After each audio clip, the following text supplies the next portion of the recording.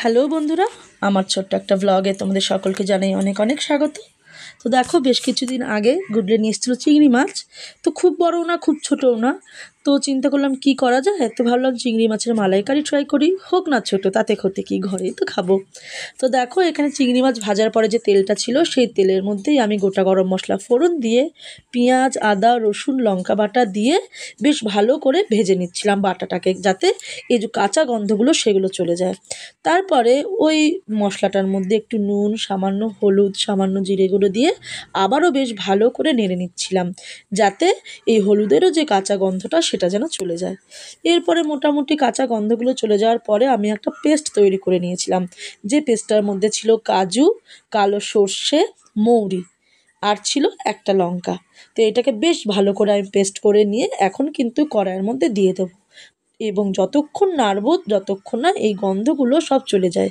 আর দেখো, এই আদা, রসুন আর পেঁয়াজের পেস্টটা কিন্তু বেশ তেলও ছেড়ে দিয়েছে। তো এরই মধ্যে আমি ওই পেস্টটা অ্যাড করে দেবো।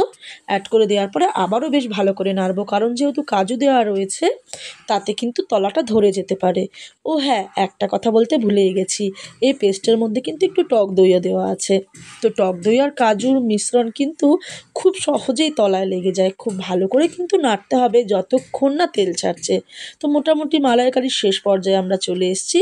খুব সহজেই আমি বানিয়েছিলাম, কোনো এক্সট্রা কিছু অ্যাড করিনি। তো নারকোলের দুধ তো মাস্ট আমাদের মালাইকারির জন্য, কিন্তু খুব ন্যাচারালি আমি এখন নারকোল কোথায় পাবো হঠাৎ করেই ভেবেছি করব। তো তাই জন্য আমি দোকান থেকে কোকোনাট পাউডার কিনে এনেছিলাম, সেটাই জলে গুলে বেশ ভালো করে দিয়ে দিলাম। এতে কিন্তু খুব যে খারাপ টেস্ট আসে তা কিন্তু একদমই বলবো না। তোমরা কিন্তু একবার ট্রাই করে দেখতেই পারো, ভীষণ ভালো কিন্তু টেস্ট আসে। নারকেল পাউডার কিন্তু আমি এর আগেও অনেক খাবারে কিন্তু অ্যাড করেছিলাম, তাতে কিন্তু একদমই খারাপ টেস্ট আসেনি। তো দেখো, মোটামুটি এবার চিংড়ি মাছগুলো আমি অ্যাড করে দেবো, কারণ চিংড়ি মাছের সঙ্গেই নারকেলের দুধটা ফুটতে হবে, যাতে চিংড়ি মাছের ভেতরেও মশলা টশলাগুলো ঢোকে।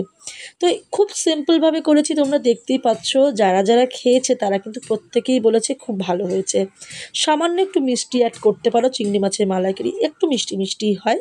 তো দেখো, এই তো বেড়ে নিয়েছি। আমার বর খেয়ে কিন্তু বলেছিল খুবই ভালো হয়েছে, আবারও খেতে চেয়েছে। তো তোমাদের কেমন লাগলো কমেন্ট করে অবশ্যই জানিও। পরে ভিডিও নিয়ে খুব শিগগিরই আসবো।